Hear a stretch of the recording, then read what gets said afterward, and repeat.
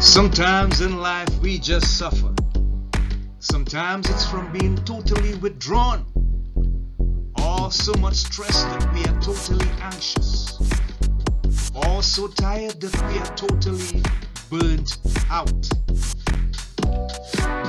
But our current position is not our final destination. No, indeed. There's hope. So whether it's your personal life, your career, your relationship, your business, or your job, we say there's reason to believe again. And we present from Andy's personal development, the breakout room. It's the place for health, happiness, and prosperity. Stay tuned for more.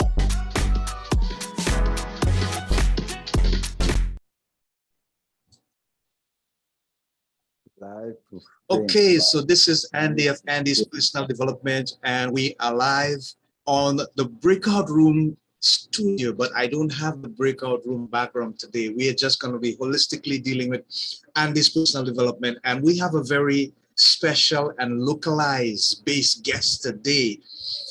His name is Troy Hadeed. He's known as an author, yoga teacher, and social entrepreneur. And he says he's committed to authentic and vulnerable introspection, surrounding all aspects of the human experience. But I'm not going to tell you more about the man. He's here live to tell you about himself, and his story is what matters. We're going to focus on his story and the value he's going to share with us on Andy's personal development today. So, Troy Hadeed, welcome. How are you, sir? Yeah, I'm great, Andy. Thanks for having me. It's a pleasure. I really so interesting. I had no clue that you were in Trinidad and from Trinidad. So I was like, wow, epic. Such a nice surprise. Yeah, all local grown and home brought up, my friend, right here in Trinidad, Republic of Trinidad and Tobago. So, Troy, I have a curiosity question before I get into the information that appears to be so intriguing about you. I have a business associate by the name of Luke Hadeed. Is he related to you? If it's Luke Hadeed I'm thinking of, he would be his dad would be my first cousin. Yeah. Okay. So I guess that would make him my second cousin. I'm not too sure. I don't know. In my mind, Andy, we all related, It's like, I tell people all the time, even when we talk about things like ancestry. Yeah. Important, but ancestry just conveniently stops at one point along the timeline of history. But if we keep going back, we discover that we kind of all related and came from the same place. Yeah. I love that philosophy. Thanks for sharing, Troy. Yeah. So, Troy, I want to start with you. I think probably you would remember 7 years of age growing up among 3 brothers in a Catholic home. What was that experience like for you, and how did it impact upon who you are today as Troy Hadeed? Yeah, Andy boy, I can't really, I often say I can't remember too much of my childhood. I grew up 7 years younger, which in a lot of ways, of course, I looked up to my older brothers in so many ways. And they had such a massive influence on my life. And I say that in a lot of ways, they kind of clear the path. They kind of like just clear the path. So when I came and rocked the boat a little bit, like nobody would really taking me on. It's like, this is number 3, came 7 years after. We're just kind of gonna let him do its thing. Okay. So it kind of opened up a space in which I could, craft my own path and do things a little bit differently. And I think at no point did I feel, even though my family and so on never didn't always agree with my perspectives and approach. At no point did I feel judged or criticized for it. Okay. Growing up in a Catholic home, that aspect, what I could say is I've always felt and continue to feel very close and connected to God in whatever form someone relates that to be. And one of my greatest teachers is this man we know as Jesus and the teachings that he brought forth. But from a really young age, I can't say I really gelled with the packaging of organized religion. Because to me that even I question it from a really young age, because I recognize that to me, from where I sat, what it did is it made things really exclusive to one group of people rather than being inclusive. Yeah. And my understanding of God and of the teachings of Christ is one that is inclusive of everyone and everything, not exclusive to a certain religion, class, people, whatever, you know? Yeah. Okay. Yeah. Yeah. It's interesting that you say that recently, just factions that exist. And if you were to follow that trend in terms of the numbers and the different names, it's quite confusing. Yeah. Takes you in so many different directions. To the point that you were making about your personal experience and the teachings of Christ, what to you personally is your definition of the divine? I'm putting it that way because I know it's an open term, but to everyone it means something specific. To you, what does it mean personally for you? How would you describe your relationship with the divine? Wow. My relationship, or how do I describe the divine? Because that's two different questions. First, My and, relationship. and then the divine. Yeah, I believe, you know, and this could open up hours of conversation, Andy. So I invite listeners to keep it in perspective and in context. I believe it is impossible to me for God or divinity to be limited to any form or name. Mm-hmm. I believe God and divinity is formless, nameless, and I believe it is in everyone and everything. It is in all of creation. I believe that God is like love. There's nowhere that it does not exist. Okay.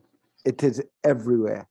And I believe that, you know, as also a practitioner and teacher of yoga for over 15 years, the very fundamental essence of yoga is union. It is that acknowledgement that we are not as separate as we've been led to believe, that we are not separate at all, that we are all interconnected. And it is that, in my understanding, that God and divinity is everywhere. And if we could actually, you know, from the day we're born, Andy, we're told that I am Troy and this is my body. And you're told that you are Andy and that is your body. What if we were never told that? Yeah. If we were never fed these narratives that we are separate, we are individual, and we are different?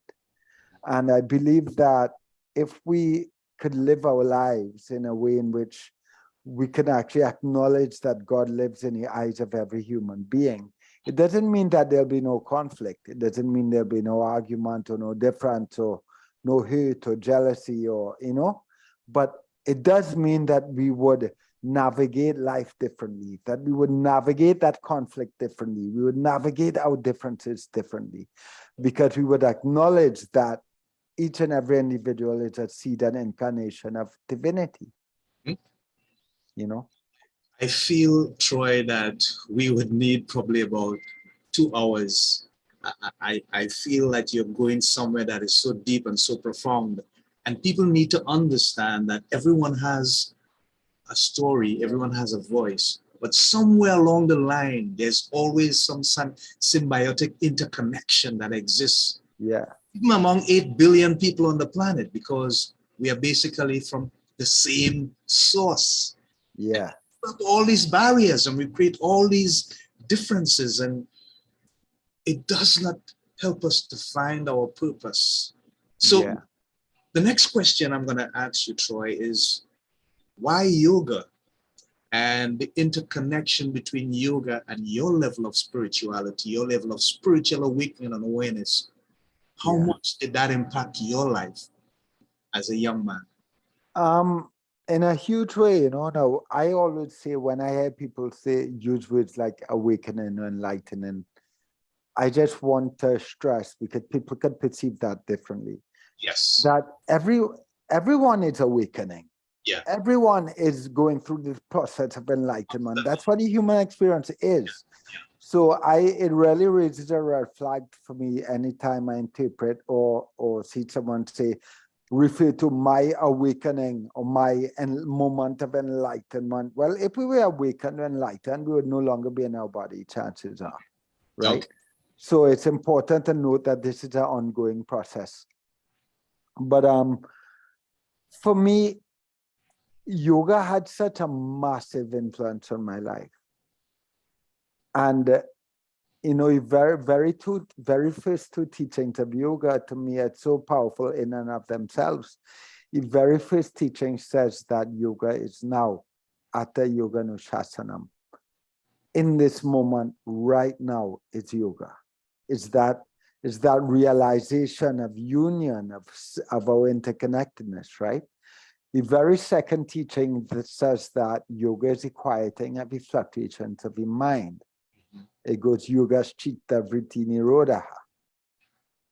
And in reality, Andy, if you really look at it in the simplest of forms, the mind is what creates separation. The mind is what writes and buys into these narratives of Andy and Troy and me and you and they and them. The mind is what worries about, can I pay rent next week? What's happening in my relationship? Will I have a job? It's so hot. Is the world going to implode and explode? The mind is what worries about all of these things, right? Now, I'm not saying that the mind is bad. The mind has its purpose. The ego has its purpose in the human experience. But if we don't have a relationship to it, then everything we do, say, and think, and the way we navigate our lives will unconsciously be driven by that need for self-preservation, desires, wants. And if we really desire to even glimpse what it means to live from a place of love and to serve something bigger than ourselves, then we have to begin to quiet these fluctuations of the mind and create a relationship to it. So to answer your question, I always tell people that yoga is not about postures. Forget the postures. We do postures, sure, but it's not about postures. The very essence of yoga, the very foundation, is cultivating a relationship with breath and mind. And in doing that, we deepen our relationship to our understanding of God, and we deepen our relationship to each other. Yeah. And that is the very essence of yoga, in my opinion. Yeah. I thank you so much, because I am sure that there are some folks who are listening and thinking, wow, there's no longer any ambiguity. Now I get the understanding. You made it simple and you made it clear. And that tells me that within you lies the true essence of that experience. I appreciate that, Troy. What about your writing? How did you decide to become an author? And what was the genre you chose to write in, and why? Well, funny enough, I remember way back when, maybe I was 21 or 22 at the time. And I always wanted to write, always figured one day I might write a book. I remember I was with my girlfriend at the time, and we went to movies, and about 2 weeks later, I put my hand in my pocket and I discovered old popcorn. And I said, popcorn in my pocket, it's going to be the name of my first book. It is no longer, that has changed. That is no longer the name of the book. The book has taken on a journey of its own. But I remember going to university and telling my dad, you know, I'm not going to come back and work in the family business. So if you don't want to send me to school, I understand. Like, it's not a big deal. He's like, no, I'm going to send you to school. I was like, all right, well, I want to study writing and philosophy. And he said, no. He's like, that's not happening. He's like, I'm going to send you to school, but you're going to do business. So I got a degree in business, and funny enough, you know, the heart knows what the heart knows. So I come back from university and I find my way down this path of yoga and philosophy for the last 20 years, really kind of digging deep into human experience. And on several occasions, I've attempted to write this book I knew I was going to write. And clearly I was never ready. I just wasn't ready. It was any time. Okay.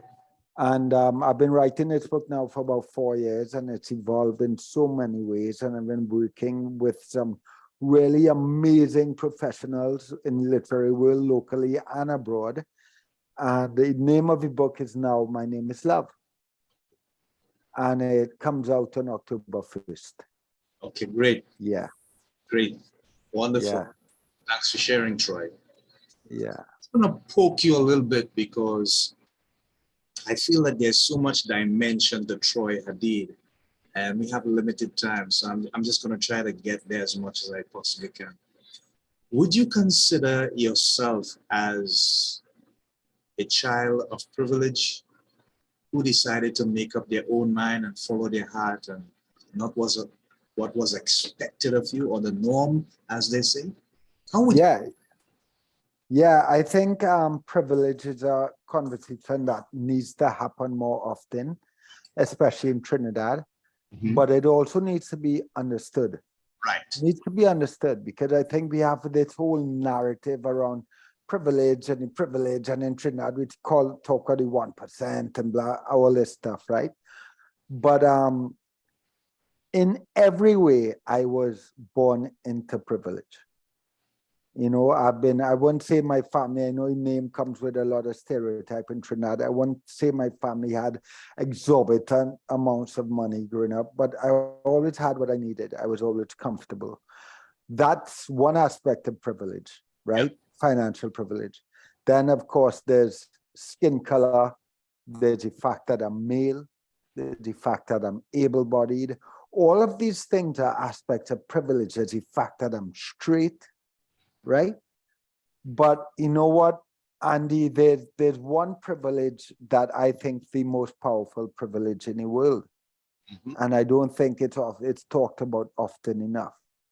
And that is the privilege of knowing what love is, knowing what it means to be loved and supported and secure, to grow up in a community where you feel secure and held. And that gives someone an element of confidence that impacts someone's character and who they become, right? And I think you can't expect someone to love others if they've never experienced what love is. And for so many people, their experience of love is conditional. It's circumstantial. It's a do what I want you to do and I love you. But if you don't do what I want you to do, well, I don't love you anymore. Well, is that really love?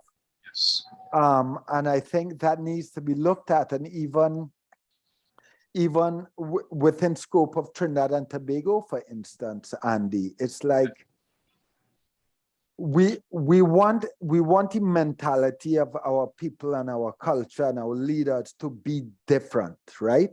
We want to see change. We want to see people care about the larger collective. But the majority of the people in Trinidad grew up in a system that never cared for them. It never made them feel safe or secure. It never met their basic needs and desires, right? In their basic essential needs. How much people in Trinidad are growing up and their basic needs and security is not met? How can you expect someone who has never felt that level of security to care about the larger collective?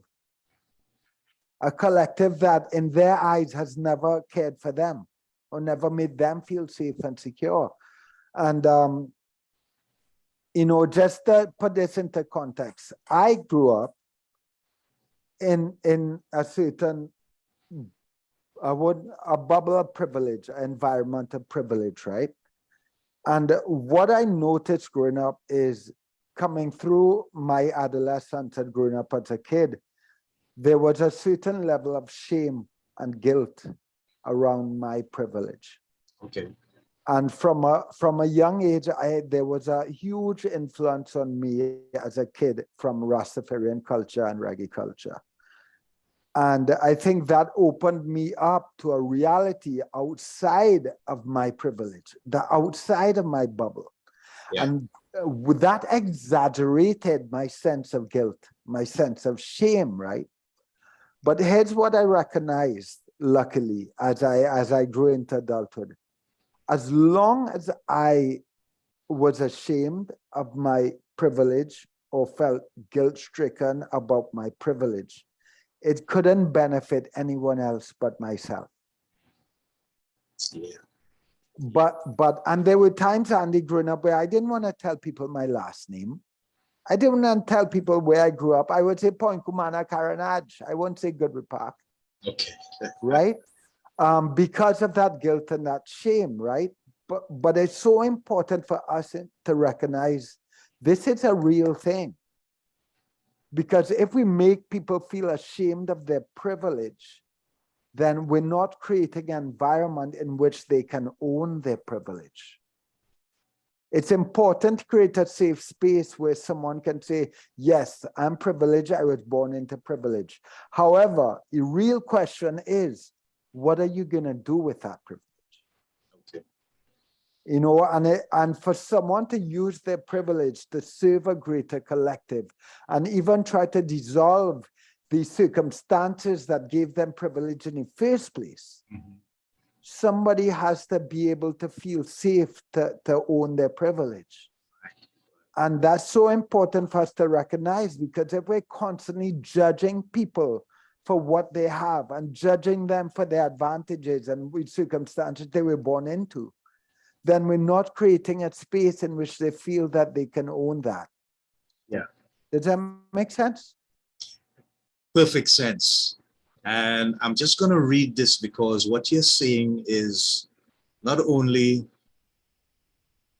instructive, but it is so relevant to the reality of our culture and our people. You said reggae culture and Rastafarian influences had a huge impact on your youth and exposed you to reality outside of privilege and instilled within you a sense of responsibility to make a difference in the world. Yeah. Would you currently now describe that difference? Because I think you have found it. And do you feel you're doing enough to create that sense of awareness of the difference you realize that you can make in the world? Well, you know, that to me, Andy, it's a trick question in a sense, because I'm doing the best I can at any point in time. I would like to believe that. I think, you know, I've been teaching and traveling internationally, teaching yoga for quite a while. Part of my drive to write this book is to reach more people. People that might not step into a yoga studio or onto a meditation cushion, but still try to influence the perspectives and have people consider this this message, in other words, that I would like to convey. I believe that, am I doing enough? We can always do more. Yeah. We can always do more. But at the same time, we could only in any moment try our best to do what we can in that moment. I do believe that every conversation, every interaction, even in the briefest moment with an absolute stranger, is an opportunity to impact someone's life. Okay. So I believe that, you know, when we say, you know, like Chronix has a song about, I think it's called Legend. And it points to the fact that each and every individual, even in the smallest of ways, makes a difference in the world. Every individual is a legend. We don't have to be a Bob Marley. We don't have to be a, you know, all these big icons in media or a celebrity to create change in the world. There's an environmentalist called Jane Goodall. Yeah. And if anybody is familiar with a lady that works with the apes and the gorillas and so on, she's that lady most of the time. And she said something that to me it's so powerful. She implies that asking a question, can I change the world? It's the wrong question to ask. Mm-hmm. She implies that we have to ask the question, how am I changing the world? Okay. Because everything we do, say, and think changes the world in a very real way. And if we aren't paying attention, we could actually be having a negative impact on the world and a negative impact on people around us. So we need to really just stay in our corner and look at the impact of our actions, our words, and thoughts first. That's where it has to start, because that's the real difference we make in the world every day, you know? Yeah. Troy, I want to take this a little deeper because I feel your connection to the vibes, and I know it's important to you because there's passion in your voice when you speak about it. How do we help this generation of young people? Wow. Technically, it's called Generation Z. How do we help them to realize and to recognize and to embrace the true values of life? How do we do that? You know, that's a layered question, boy, Andy. One thing I would say has to happen in my eyes is I believe that now I use the word God loosely, very loosely. And people ask me all the time, well, can I call God by another name? Yeah, nobody can tell you what name you should call God by. I call God by name God for very specific reason. Do I use other names? Yes, of course. I use all kind of names. But a point I'm getting at to Andy is I've seen in generations, past generations, and even current generation, a disconnect from spirit, a disconnect from divinity, a disconnect from God. And I understand why.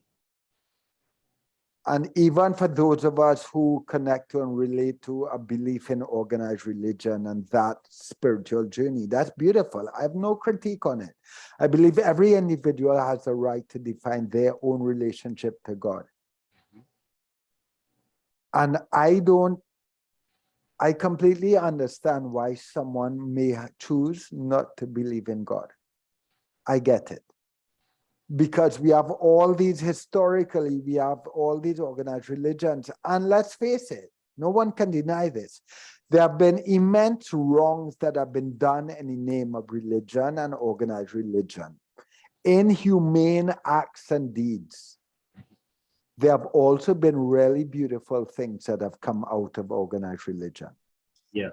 It goes both ways. So I'm not condemning it, but I understand why someone may choose not to believe in God because of that trauma that has come through organized religion, right? But with that said, we are born into a world which in so many ways, we are fed so many things that make us different, make us separate, and tell us we must take care of ourselves, our individual needs and desires, our individual families, and that's it. That should always be our priority. And we are fed these narratives, millions of them, that make us separate, make us different, even ancestry, even race, even opinions, even ideologies, even religion makes us different. But divinity and God is the one thing that makes us the same. Okay. God exists, in my opinion. There's some larger intelligence, regardless of what you want to call it, how you want to frame it, or what box you want to put it into. Something exists. And that something is what makes us the same. And funny enough, and the word spirit comes from a Latin word spiritus, Mm. and it means to breathe. Yeah. And the breath is the one thing that connects every living being on the planet, animate and inanimate. The air we breathe is the one thing that connects all of creation. Right. You know, and I think to answer your question, I think it's important to create an environment in which a new generation, future generations, and past generations can reconnect and reestablish their own individual, unique relationship to God. Because I feel like we've moved away from that. And as long as we can reconnect to that, then we'll remember how connected we are, and we'll begin to really see our impact on the world around us. Yeah, really, really interesting stuff there, Troy. And I know that that is profound because it is a vision that a whole lot of people would probably see, but somehow or the other, either they don't think they have the right to say it, or they feel that they may be misunderstood, or they're looking for the ideal platform. But at the end of the day, it makes a lot of sense. You were involved in several areas of business, right? You were running a hemp store. For 7 years, you opened a waste cooking oil recycling business and you sold it. And then years later, you dedicated your life to studying and teaching yoga. Mhm. What was the business experience like for you, Troy? I think even from the very beginning for me, Mhm. I was never driven by profit. Okay. Profit was not something that ever drove me. It's not about, oh, what's going to make money? What can I sell? Yeah. Every venture I've ever stepped into, one, I believe in passionately, Mhm. but I also believe it can have a positive impact on the world and the people around us, right? From the very beginning. The very first business I opened was a store called Mystic Hemp, which some people might know, right? It was on Mukrapa Road, it was on Arpit Avenue, and I was a massive advocate for cannabis sativa. This is way back in the day. This is before people were even considering really cannabis as, you know, now you have CBD and THC oil, and now cannabis is used for medicine in mainstream and all that stuff. Now, what's also interesting, Andy, is I was never a smoker of cannabis. Mhm. I was one of the reasons that I chose from a young age not to partake in the smoking of cannabis socially is because from the influence of reggae and Rastafarian music, I understood that herb was a sacrament. Okay. And I saw how it was being used socially, and never really was I in alignment with that. So I decided I was going to take a stand. Even though I loved Rastafarian and reggae culture, I was going to take a stand where I did not smoke herb. Okay. You know, and while I may have used on a very rare occasion in my lifetime in a very spiritual, ritualistic setting, I have never been, and to this day, I am not a smoker of cannabis or a user of cannabis. But I understood that cannabis had so much benefits in an environmental aspect, in a medical aspect, in a economical aspect, in an environmental aspect, that it had so much to offer that I decided I was going to open this hemp store and be an advocate for cannabis sativa. And we used to sell clothes that were made out of hemp, cosmetics made from hemp, paper made from hemp, all that kind of stuff. And I ran that store probably for about 7 years. And after that, I then again opened this oil recycling company where I converted my own vehicle to run on waste vegetable oil. Wow. And what that led to was recognizing that there was so much waste cooking oil being poured down the drain in Trinidad. So I started collecting this oil, and that ran that business probably for about another 6-7 years, where we collected waste cooking oil, recycled it, and exported it to be used as biofuel, and then sold that company, which then allowed me to dedicate everything I had to building a yoga studio and yoga community where I could really impact the mentality of people, the spirituality of people, the psychology of people. Yeah. Because one of the things that really landed for me, when I had Mystic Hemp store and or recycling businesses, in a lot of ways, I was also myself as trying to be some kind of environmental activist as much as I could be, in a very light way, I would say. And I was very much concerned with the environment. And there was this day, Andy, where I tell this story in my book briefly, when I was driving back from the North Coast, and I saw someone toss a box of KFC out the window. And my immediate reaction was rage. How could someone do that into this forested area, just randomly toss a box of KFC out the window?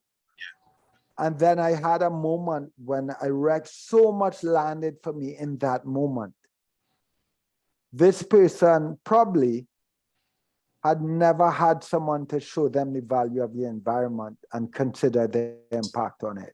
One. Two, this individual probably had never had or still doesn't have the basic needs of survival and security met. So how can I ask someone to care about their impact on the collective when they never felt that the collective cared for them? And more so, now all of this was a massive generalization, of course, but also I realized that we live in a world where people are struggling to survive every day, barely struggling to make ends meet. We have people in our society not knowing if they're going to live till tomorrow or next week or next month. And we come in to try to get them to curb their impact on the environment for the next generation or 2 generations. Like there's so many people in our world who just can't see that far because they don't feel safe. They've never felt safe. They've never felt they're part of something bigger. So how can you ask them to inconvenience their immediate experience for something bigger? And I think that's when I realized, Andy, that not to take away from environmental work at all, but I realized that the work I wanted to do was to impact the psychology of people, the spirituality of people, the mentality of people. And I think that's what really gave me a push to dive into practices like yoga, which can really change someone and shift their perspective from the inside out. Yeah. Amazing stuff there, Troy. Thanks a lot for sharing.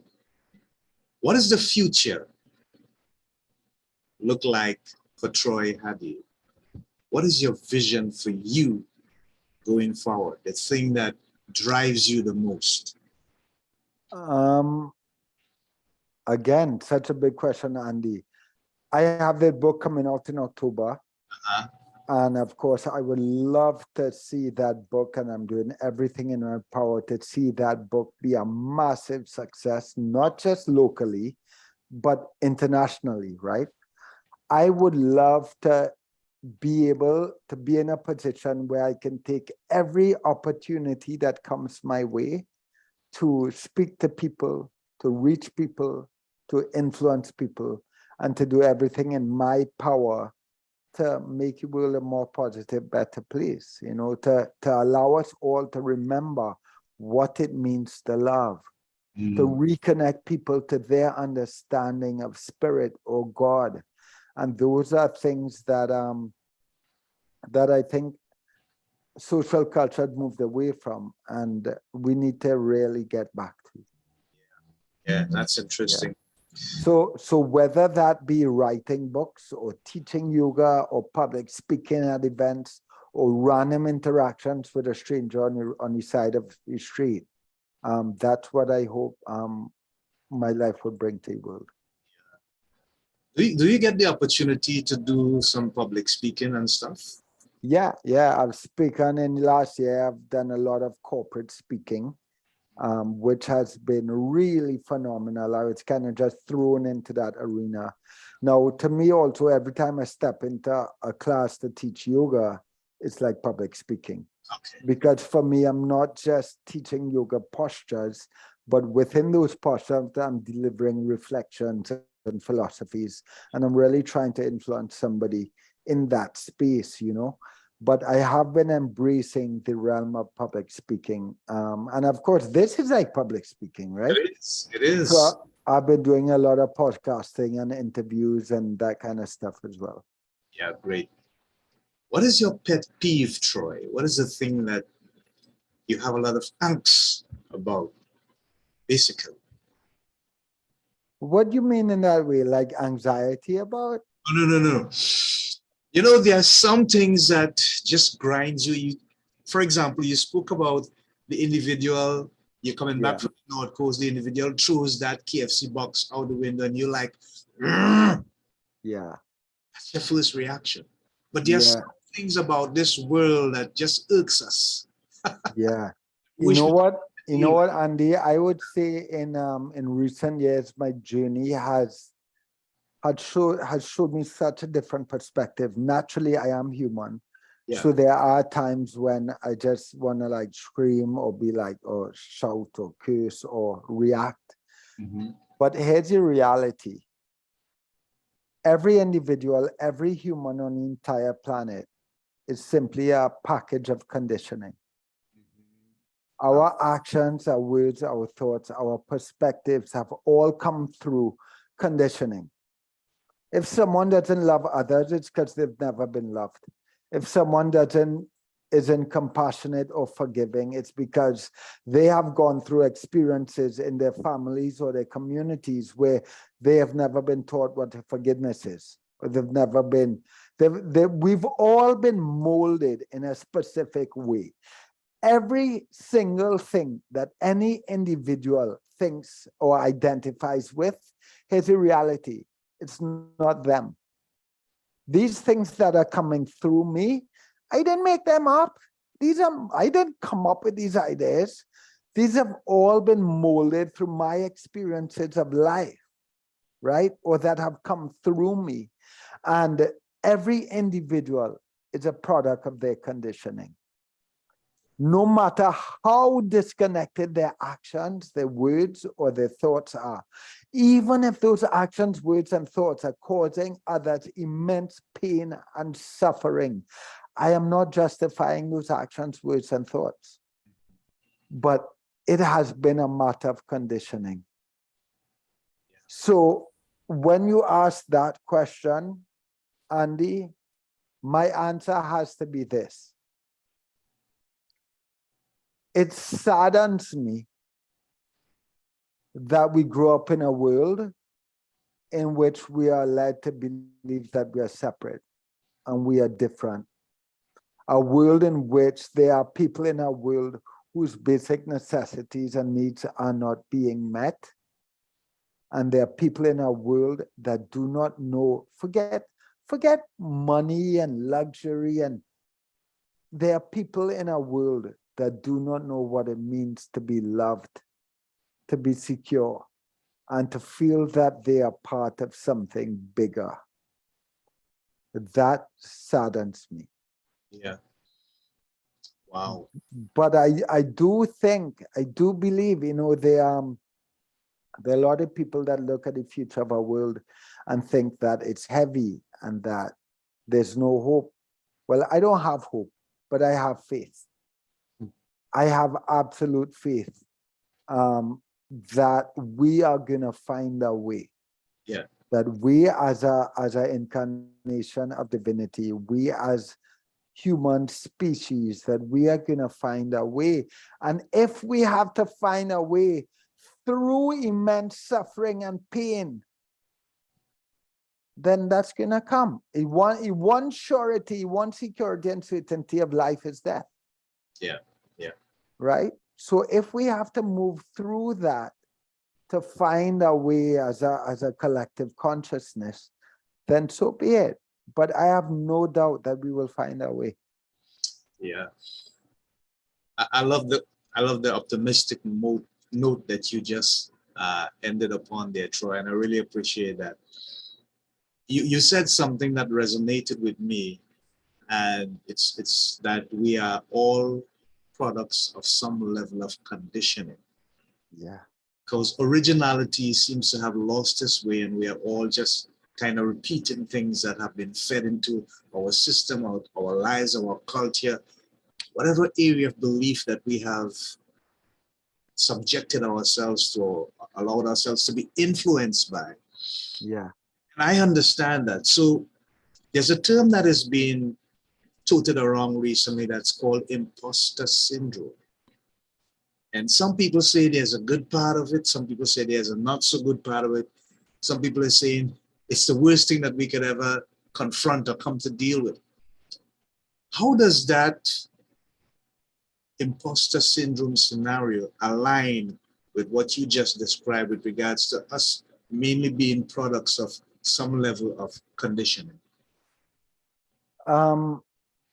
I understand what we throw around a lot of terms, Andy, and we throw around and use a lot of terms that we don't quite understand. Somebody uses a term on mainstream media and all of a sudden it goes viral and everybody's using it, but nobody really understands what it means.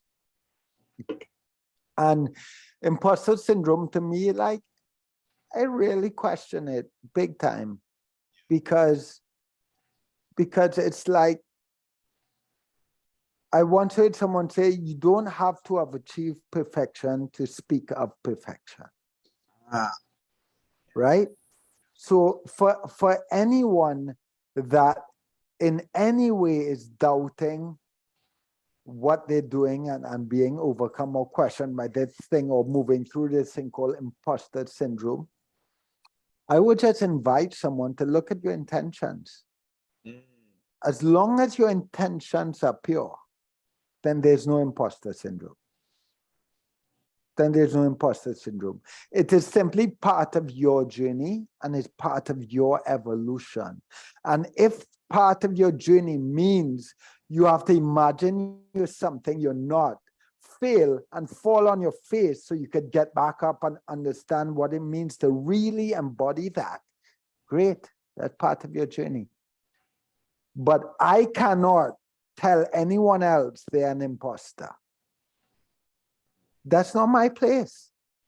That's not my place. What I might do is invite someone to look at different aspects of what they're doing and see where they might be able to do better. And for myself, when I experience my own moments of imposter syndrome, who am I to write a book and publish a book and expect it to go internationally, be an international bestseller? Who am I to do that? Well, here's the narrative. I feel that for a moment because it happens with regard. I think we all experience that doubt, right? But here's this thing I love, Andy, is I have this narrative that goes on in my head when I experience any kind of moment of doubt or wanting to remove myself from the world. It's like, it goes like this. With all I've been given, and with all I've been blessed with, and with all the amazing experiences I have had, how dare I not at least try? How dare I allow what other people might think of me to allow me to dim my light or what I potentially have to offer a world? Yeah. You know, we have this whole concept of ego, right? And people love to, one of those words people love to throw around all the time, ego, ego, ego, ego. Well, ego is anything that allows me to believe that I am an individual. That Troy is actually Troy and Andy is Andy. Anything that makes me an individual, I, is ego. So if I allow myself to be concerned with or dimmed, my light to be dimmed because I am concerned of what others might think of how I show up. Even if I think that others might see me as egotistical, that mere consideration is egotistical. Yeah. Wow. Thank you for sharing, Troy. Now, there is something so simple about life that, and I believe 2 days ago, I was probably having a conversation with someone, and I was saying to them, you know, at the end of the day, whenever I meet someone for the first time, I give them 100%. And they were like, so what do you mean by that, Andy? I said, well, simple. No judgment, no assessment, no preconditioned mindset. I just give them an open slate. And if points are going to be minus from your 100%, it's not because of me, what I think or what I say or what I perceive or what I hear or think I hear or what I feel emotionally. It will be because of them doing a disservice to themselves. And so I say that to say this. I follow you and I understand your concept, your philosophy. But I think that people have to understand how valuable it is to just know who you truly are. Accept that, embrace it, and just be proud to share that with the world. Yeah. There's absolutely nothing wrong with that. Yeah. Now, I can leave you with one more thing, Andy, Yeah. because I know our time is running short. Sure, yeah. And I know a lot of people, I completely love that you give everyone 100%, right? And when somebody does, if somebody does or says something that might be out of alignment, right? Then maybe in theory, we might start to remove a percent or remove a stripe or whatever. Yes. Some, I don't personally believe that, but I understand that some people may connect to that approach, right? Right. But again, it comes back to this. Everyone is a product of their conditioning, right? It comes back to that. So anything that anyone does at any point in time is because that's all they knew how to do. If they knew how to do better and had the tools to do better, they would have. Yeah. They would have. And that is a privilege. Yeah. Knowing how to do better and having the tools to do better is a privilege. But get this. If you want to help, if you want to influence someone's conditioning, if you want to help shift someone's perspective and their approach to life, the fastest way not to do that is to judge them. Yeah. And the quickest way to help them reprogram or recondition is to help them feel safe, secure, and loved. Yeah. Thumbs up. So we have been in the presence of Troy Hadeed, author, yoga teacher, and social entrepreneur. And he's been sharing some wonderful philosophical values about life from his perspective and also from the things that he would have learned throughout his adult life and even his teen life as well. I wanna leave our viewers and our listeners with one particular quote that stays with me a lot. It's from the late great Mahatma Gandhi, and maybe you can align yourself with it. She says, "It is in giving of ourselves in service that we discover our true self." And the first time I heard that, Troy, I couldn't. It just didn't. I couldn't wrap my head around it. And as I went along, I became a member of the Lions Clubs International. Yeah. The orientation into that organization, when it came up in that environment, and I aligned my mind with the mere fact that we are all here to just be of some form of service to each other, because that's the greatest investment that the creator, the universe, has made in us. Yeah.